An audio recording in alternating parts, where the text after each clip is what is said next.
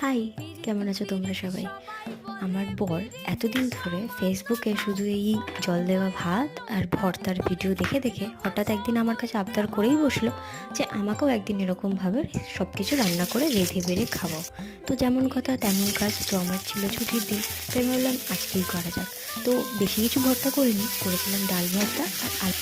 প্রথমে ভাতগুলোকে ভালো করে জল দিয়ে ভিজিয়ে রেখেছি ঠান্ডা জলে, আর তারপরে ডাল ভর্তার মধ্যে দিয়েছিলাম একটু রসুন, একটু পেঁয়াজ আর সর্ষের তেল, শুকনো লঙ্কা ভেজে অল্প করে লেবুর রস দিয়ে মেখে নিলাম ডাল ভর্তা।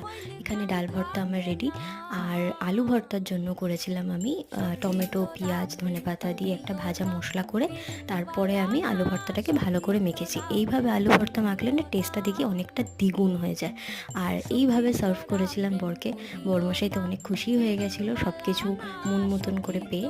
আর তোমরাও কে কে এই গরমে এইভাবে খেয়েছো আমাকে